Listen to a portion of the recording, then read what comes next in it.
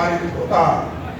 मैं सबने अटल बिहारी वाजपेयी जी को, आदरणीय लाल कृष्ण आडवाणी जी को, मुरली मनोहर जोशी जी को धन्यवाद देता हूं कि आज यदि देश में पिछड़ों को हक मिला तो इन लोगों के चलते मिला और वीपी सिंह सत्ता में स्थापित हुए तो भारतीय जनता पार्टी की देन थी साथी।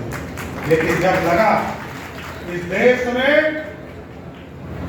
अति पिछड़ा का बेटा प्रधानमंत्री बना, अति पिछड़ा का बेटा, चाय बेचने वाला का बेटा इस देश का प्रधानमंत्री बना, तो हम जो कहते हैं सबका साथ, सबका विकास, सबके विश्वास की चिंता करने वाली पार्टी है, आदरणीय प्रधानमंत्री नरेंद्र मोदी जी ने तय किया इस देश में स्वर्ण समाज के जो गरीब लोग हैं उनको भी 10% का आरक्षण कोई देगा, वो भाजपा की सरकार ही देगा साथियों। और आज साथियों याद कीजिए 2022 में हम लोग बिहार के सरकार में हम लोग 16 लोग मंत्री थे।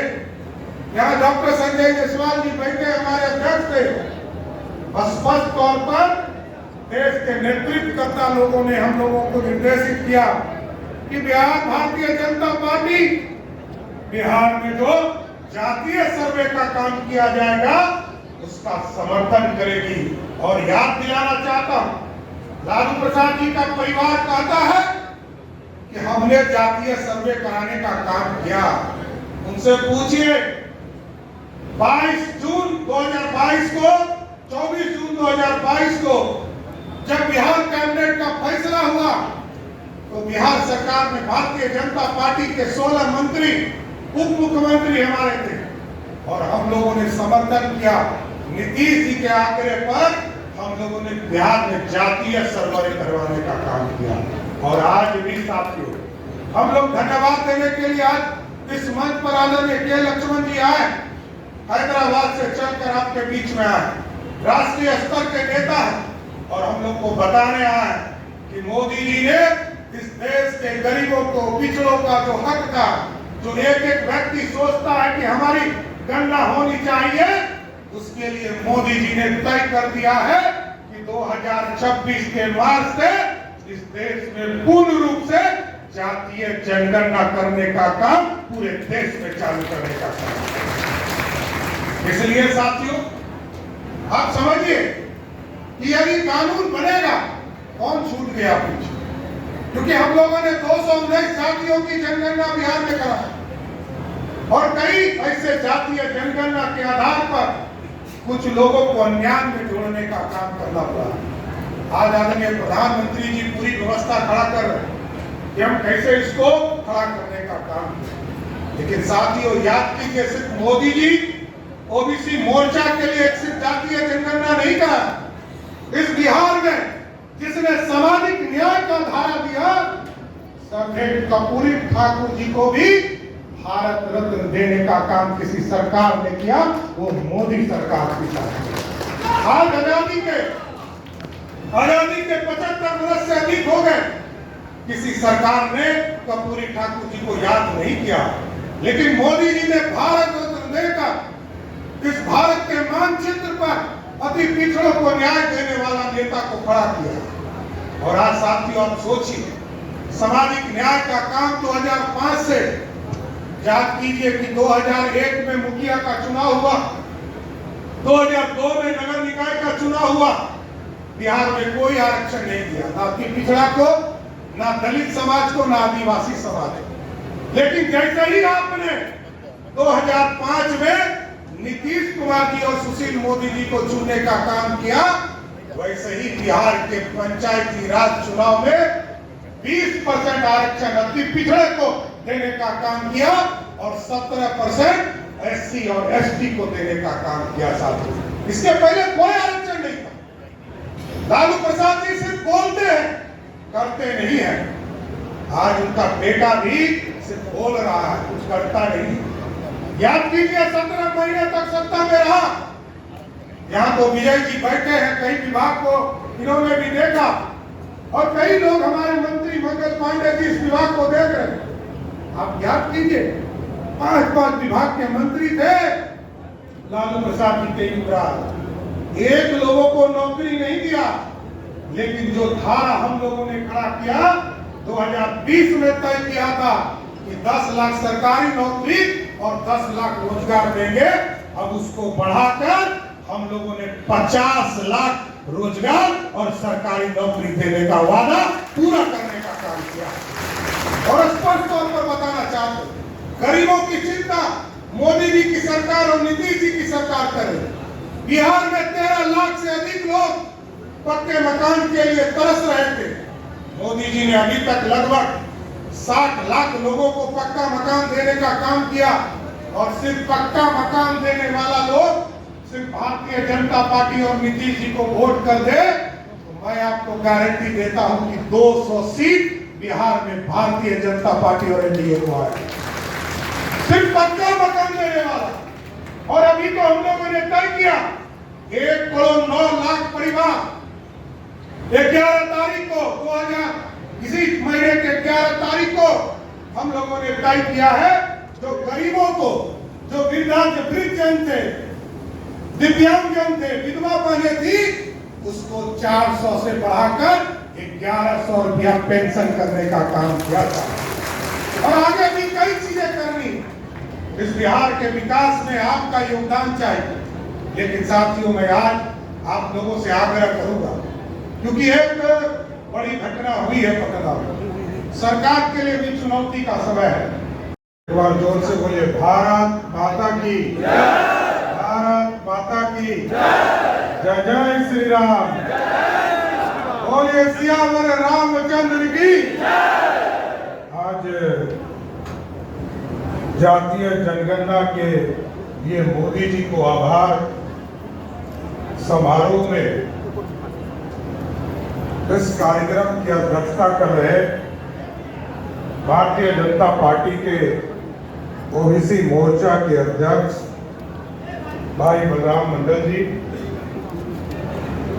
इस मंच पर उपस्थित और लगातार लंबे समय से भारतीय राजनीति में संघर्ष कर रहे और ओबीसी मोर्चा के राष्ट्रीय अध्यक्ष आदरणीय के लक्ष्मण जी, जो हैदराबाद से आते हैं, माननीय सांसद हैं, एक बार सभी बिहार के साथी जोरदार ताली बजाकर इनका स्वागत कीजिए।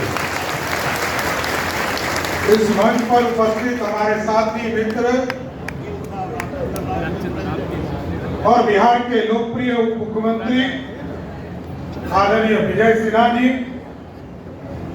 इस मंच पर उपस्थित हमारे भारतीय जनता पार्टी के पूर्व के अध्यक्ष माननीय सांसद डॉक्टर संजय जायसवाल जी, हम लोगों के नेता और राष्ट्रीय नेता और लगातार भारत की आवाज बनकर दुनिया में अपनी बात को पहुंचाने वाले पटना साहिब के माननीय सांसद पूर्व मंत्री आदरणीय रविशंकर प्रसाद जी, माननीय हम लोगों के नेता और बिहार सरकार के मंत्री आदरणीय डॉक्टर प्रेम कुमार जी, हमारे बड़े भाई और राज्यसभा के सांसद डॉक्टर भीम सिंह जी, हमारे बड़े भाई आदरणीय रामकृपाल यादव जी, माननीय मंत्री हरीश साहनी जी, माननीय मंत्री कृष्ण कुमार मंटू जी, आदरणीय संजीव चौरसिया जी, बिहार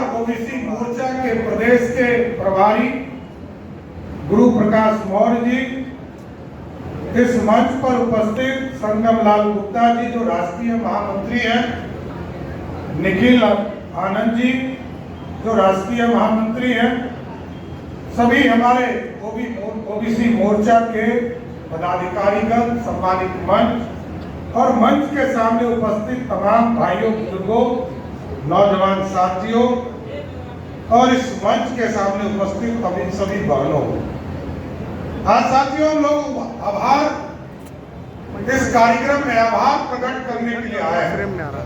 और किस चीज का आभार करने आए हैं?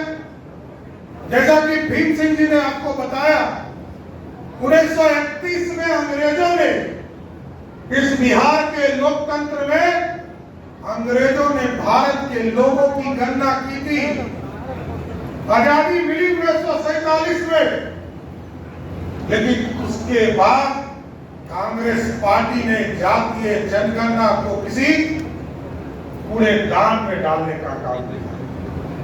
ये तो धन्य थे बाबा साहब भीमराव अम्बेडकर, जिन्होंने इस देश के सपने को साकार करने के लिए, याद कीजिए कि दलितों को, आदिवासियों को इस देश में आरक्षण की व्यवस्था किया, काका कालेकर का आयोग बना, लेकिन उसके रिपोर्ट को पूरे के दान में फेंकने का काम किया। लेकिन मैं धन्यवाद देना चाहता हूं डॉक्टर श्यामा प्रसाद मुखर्जी जी को, जो बाबा साहब भीमराव अम्बेडकर के पीठ पर खड़े रहे। पंडित नेहरू विरोध करते रहे, लेकिन बाबा साहब अम्बेडकर के पीठ पर खड़ा होकर डॉक्टर श्यामा प्रसाद मुखर्जी ने दलितों और आदिवासी का सपना साकार किया।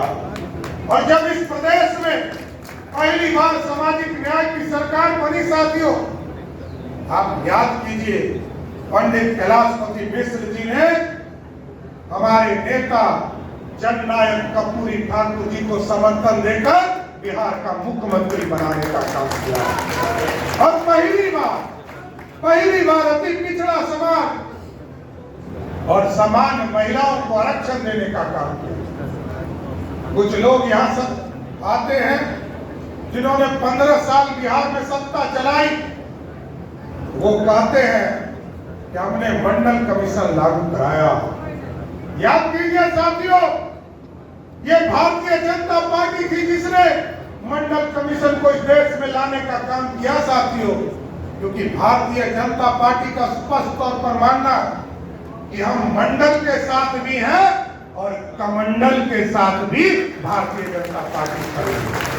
और इसका उदाहरण है साथियों, जब 1989 में बीपी सिंह जी देश के प्रधानमंत्री बने तो उनके पास मात्र 143 सांसद हुआ करता था।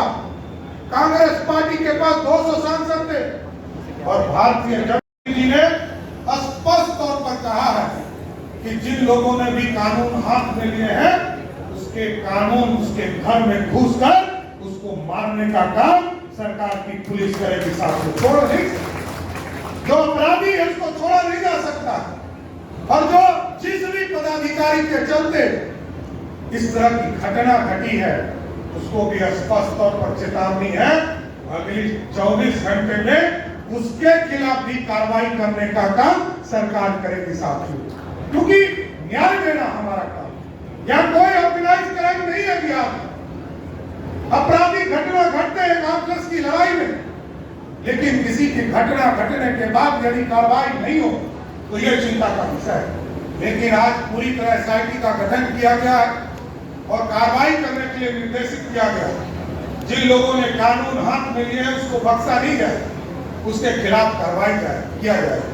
इसलिए आज इस ओबीसी मोर्चा की इस बैठक में मैं जरूर आपके माध्यम से, आपके आशीर्वाद से मैं बिहार सरकार के तरफ से भी के लक्ष्मण जी को स्पष्ट करता हूं कि आप लोगों ने जातीय जनगणना की जो घोषणा राष्ट्रीय स्तर पर किया है, उसको अच्छे से हम लोग बिहार में भी कराएंगे। और मोदी जी को फिर से धन्यवाद देते हुए अपनी बातों को विराम देता हूं। बहुत बहुत धन्यवाद।